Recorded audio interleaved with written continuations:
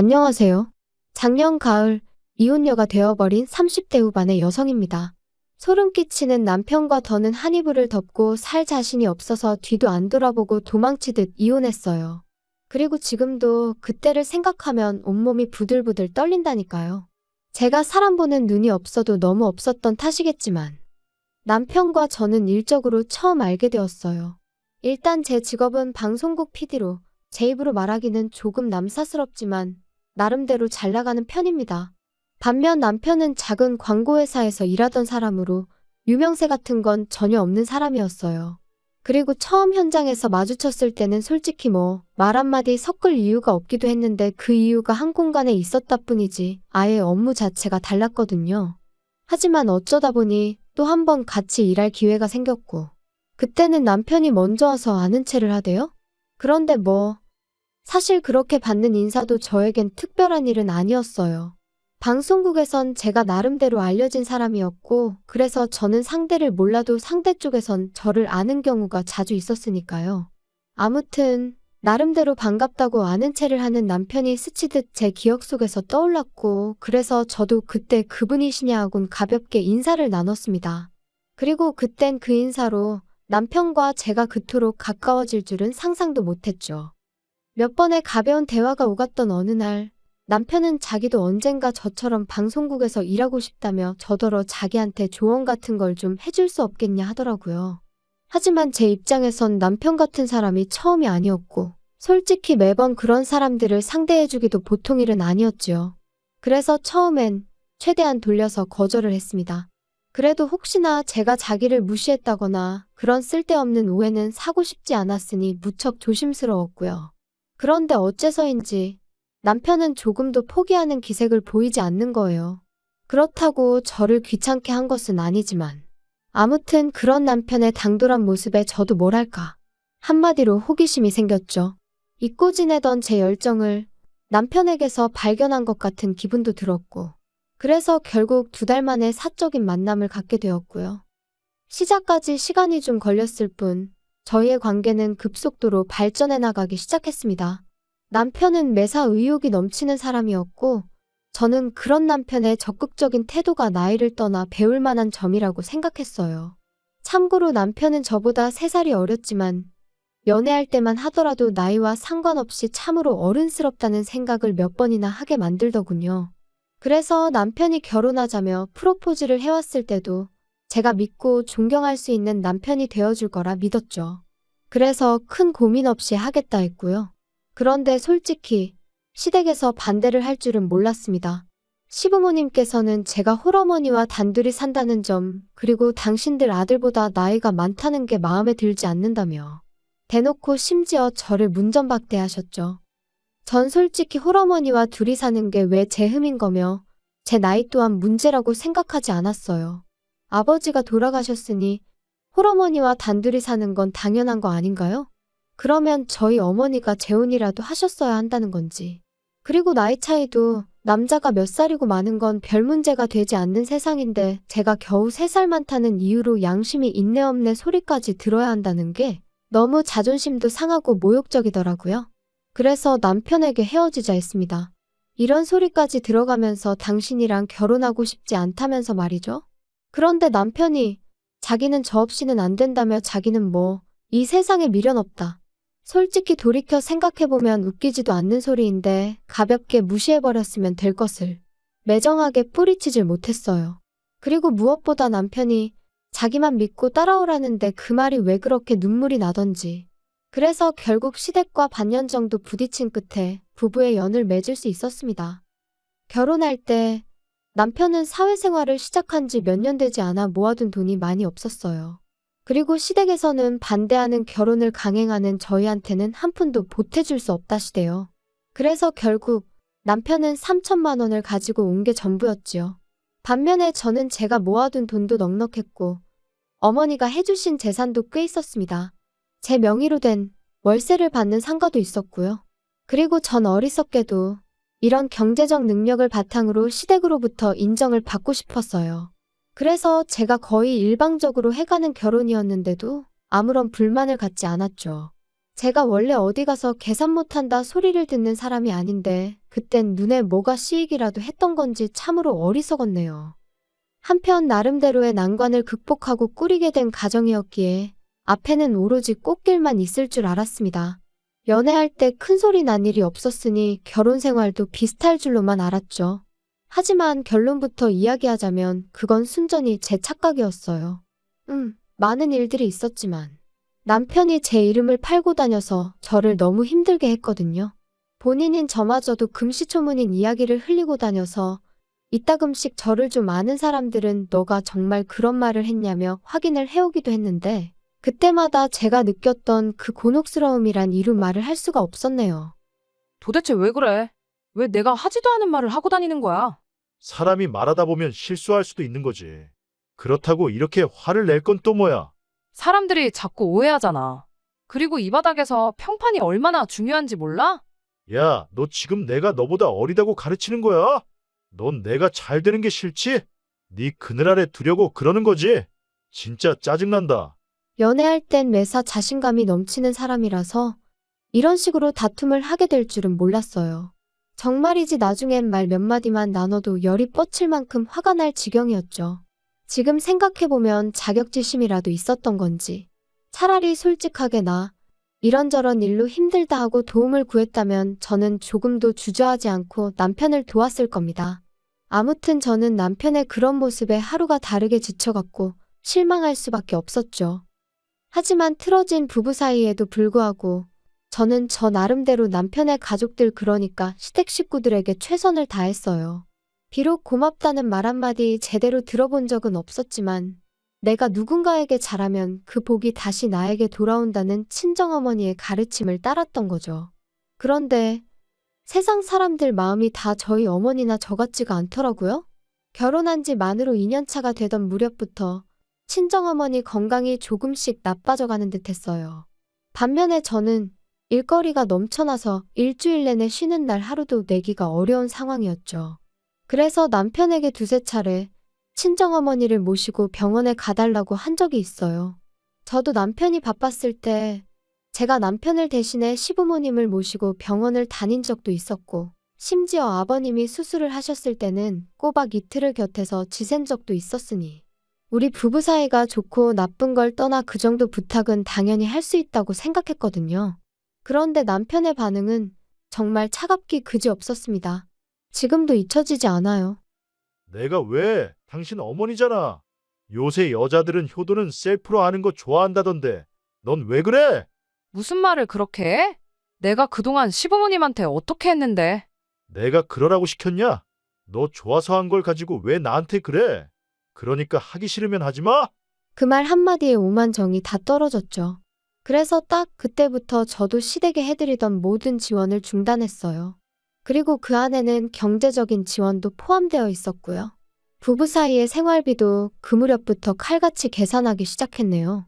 저는 남편에게 10원짜리 하나 쓰기도 아까울 만큼 남편이 미웠으니까요. 그리고 이렇게 무의미한 결혼 생활을 계속 이어가야 하나 차라리 지금이라도 헤어지자고 할까?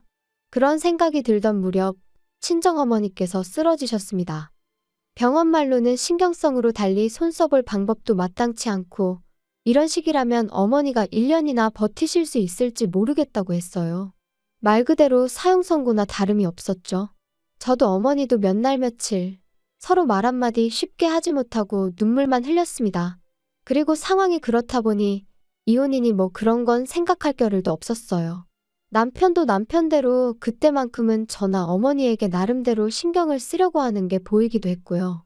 하지만 미리 말해두지만 이건 다 생쇼에 불과했네요. 그렇게 속절없이 시간만 흘러가던 어느 날 저는 친정어머니의 담당이로부터 뜻밖의 이야기를 듣게 되었어요. 얼마 전부터 한국에 수입이 되기 시작한 신약이 있는데 그게 저희 어머니한테 효과가 있을지도 모르겠다고요. 그런데 문제는 보험이 안 된답니다.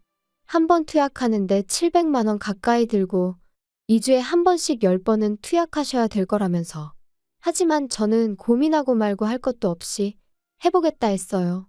막말로 앉아서 돌아가실 날만 기다리고 계시게 하느니 뭐라도 해보는 게 당연하지 않나요?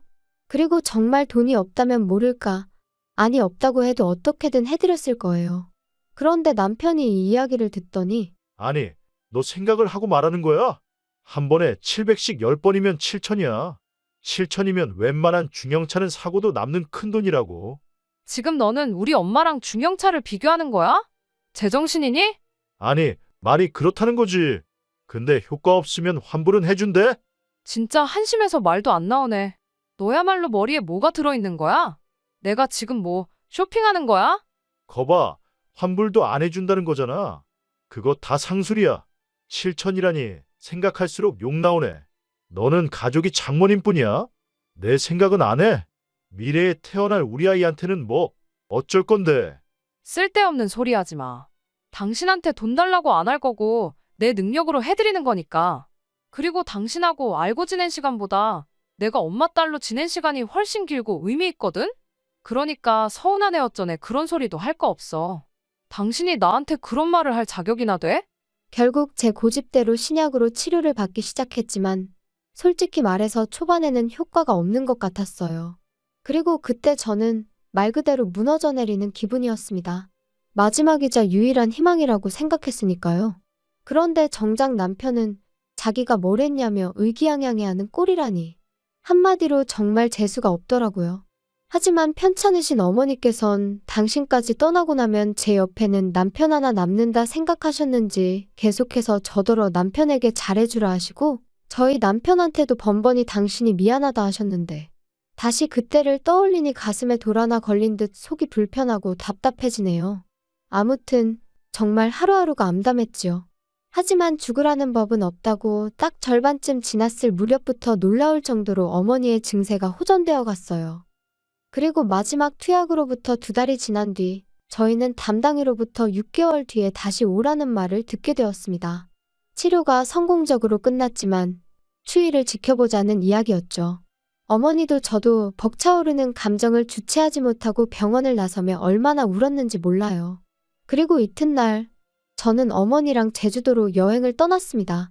어머니가 병원 생활을 무척이나 답답해 하셨거든요. 그래서 3박 4일 동안 맛있는 것도 먹고 즐거운 시간을 보내고 왔어요. 그리고 그러는 동안 남편은 말이라도 한마디 가령 잘 쉬고 오라던가? 네, 전혀 없었습니다. 저도 뭐 별 기대도 없었지만요. 한편 꿈같은 여행을 끝내고 어머니를 댁으로 모셔다 드리고 집에 왔어요. 원래는 어머니더러 당분간 저희 집에서 같이 지내시자 했지만 어머니가 사위 불편하게 하기 싫으시다며 거절을 하셨거든요. 아무튼 그래서 이제 짐 정리도 하고 어질러진 집도 치우고 그러고 있는데 남편이 거칠게 현관문을 열고 집 안으로 들어오더군요. 그리고 얼마나 술을 마셨는지 자기 몸 하나 제대로 가누지도 못하면서 저더러 한다는 소리가 너랑 니네 엄마 때문에 다 망했다. 다 꼬였어. 꼬였다고. 내 인생 책임져. 갈 사람이 때가 되면 가야지. 진짜 짜증난다. 지금 뭐라고 한 거야? 갈 사람이라니? 너 지금 우리 엄마가 갈 사람이었다는 거야? 그럼 죽을 날 받아놨으면 그냥 적당히 살다가 가야지. 그걸 왜 마음대로 연장을 시키냐고. 모녀가 똑같이 이기적이야. 지들밖에 몰라. 정말이지 온몸에 소름이 쫙 끼치면서 저 인간이 저러다 나한테도 무슨 짓을 할지도 모르겠다는 생각이 들더군요. 그래서 간단한 짐만 챙겨서 술 취한 남편이 잠이 든 틈을 타 도망치듯 집을 나왔습니다. 그리고는 바로 어머니 댁으로 향했어요. 원래는 어머니를 걱정시키긴 싫어서 호텔로 가려고 했는데 그러다 남편이 혼자 계신 어머니한테도 찾아가 폐악질을 할지도 모르겠다는 생각에 그럴 수도 없었거든요. 어머니는 어머니대로 방금 헤어진 딸이 얼굴이 사색이 되어서는 돌아왔으니 몹시 놀라신 눈치셨습니다. 그리고 그런 어머니께 저는 그간의 제 결혼 생활부터 시작해서 아무래도 이혼을 해야 할 것 같다더는 같이 못 살겠다는 이야기까지 전부 털어놓았죠.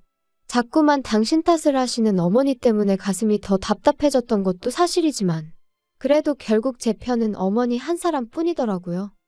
이튿날부터 저는 변호사를 만나고 이혼을 준비해 나가기 시작했습니다. 그리고 저는 그 과정에서 황당한 몇 가지 사실을 알게 되었어요.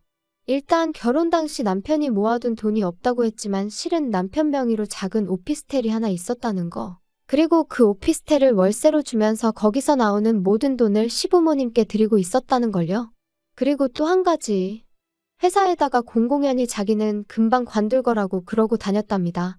저희 어머니가 돌아가시면 어머니 재산이 유일한 핏줄인 저한테 오게 될 거고, 그러면 저한테 얘기해서 뭐 광고회사를 하나 차릴까 싶다며. 물론 저는 금시초문 생각조차 해본 적 없던 이야기였어요. 또다시 남편이란 작자에게 소름이 끼치더라니까요. 한편 변호사는 이 모든 게 저에게 유리한 정보라고 했지만 기쁘지만은 않았던 것도 사실이에요. 웬일로 집에 다 들어왔냐? 당신 보고 싶어서 온 거 아니니까 관심 꺼. 그리고 엄밀히 말하면 이 집은 내 집인데 내가 왜 나가 있나 싶더라. 그러니까 오늘부로 당신이 방 빼. 참나, 그게 말이 되냐? 남편을 내쫓는다니 말도 안 된다. 그럼 말이 되고 말고. 너 이제 내 남편 아니야.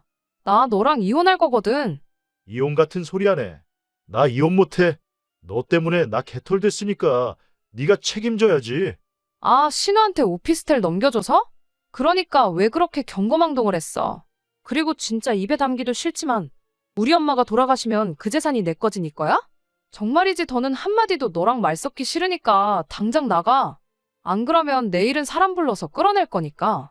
이혼이 뭐 그렇게 쉬운 일인 줄 아냐? 내가 나간다 나가. 나야말로 너한테 질릴 대로 질렸어. 여자가 돼서는 독해 빠져가지고. 아무리 그래도 무능한 너보단 내가 낫지. 남편은 저에게 온갖 쌍욕을 퍼부으며 집을 나갔어요. 남편이 완전히 제 시야에서 사라지고 나서야 비로소 참았던 숨이 터지듯 나오더라고요.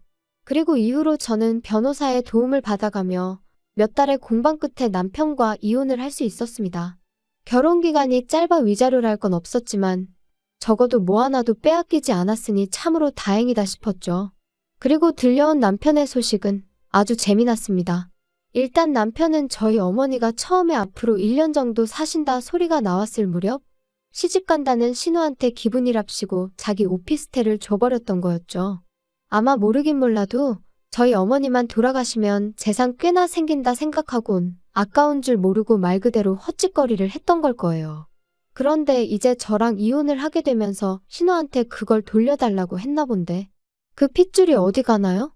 신우가 뭔 소리냐며 내가 그걸 왜 돌려주냐고. 그래서 아주 집안이 난리가 났던 모양입니다. 그리고 제가 이 일을 이토록 상세히 알게 된 건 시부모님이 저 때문에 남매가 아주 등을 찌고 살게 되었다며 책임을 지라고 저한테 따지러 오셨거든요. 그래서 제가 두 분 능력으로 하나 더 사주시라고. 아, 돈이 없어서 그렇게 못해주시냐고 쏘아붙였네요. 그 와중에 싸가지니 뭐니 그런 것까진 생각도 안 했고요. 그리고 한 가지 더 가뜩이나 제가 이혼하게 된 전후 사정을 아는 친구가 남편 회사의 대표와 지인이기도 했고 친구는 저하고 상의를 한 것은 아니었지만 제 남편이 너무너무 꼴보기가 싫더랍니다. 그래서 그 대표에게 저희 남편이 사업이니 뭐니 헛물을 피고 다닌다며 이러다 이 회사 기밀도 빼가는 건 아니냐고 바람을 좀 넣었던 모양이에요. 그리고 그러자 대표도 그렇지 않아도 그 직원 때문에 다른 직원들 불만이 이만저만이 아니었다면서 결국 해고시켰답니다. 팀워크도 부족하고 불성실하고 뭐 아주 틀린 말도 아니었으니 남편도 제대로 한마디 반박도 못해보고 쫓겨나듯 나왔나 봐요. 저더러 네가 꾸민 짓이냐 그러고는 연락이 왔었는데 그때만 해도 저는 아무것도 몰랐던 때라서 이 인간이 뭔 소리를 하는 건가 싶었는데 비하인드 스토리를 알고 나니 정말 웃겨서 한참을 웃었다니까요. 아무리 돈 앞에 장사 없다지만 그래도 한때는 정말 저 하나만 있으면 된다고 눈물 콧물까지 짜대던 인간이었는데 이런 걸 보면 사랑이란 게 참으로 간사한가 싶기도 하고 그저 제가 옥석을 가려내지 못해서 이런 일을 겪은 건지 정말 사랑이란 건 믿기 어려운 것인지 여러 가지로 생각을 하게 되네요. 부디 여러분은 저와 같은 실수는 하지 않으셨으면 좋겠습니다. 평생을 의지하고 소중히 아껴줄 상대를 만난다는 거 저 한 번만 더 기대하고 기다려봐도 될까요? 따뜻해지는 이 계절처럼 제 마음에도 훈풍이 불어오길 기다려봅니다. 들어주셔서 감사해요.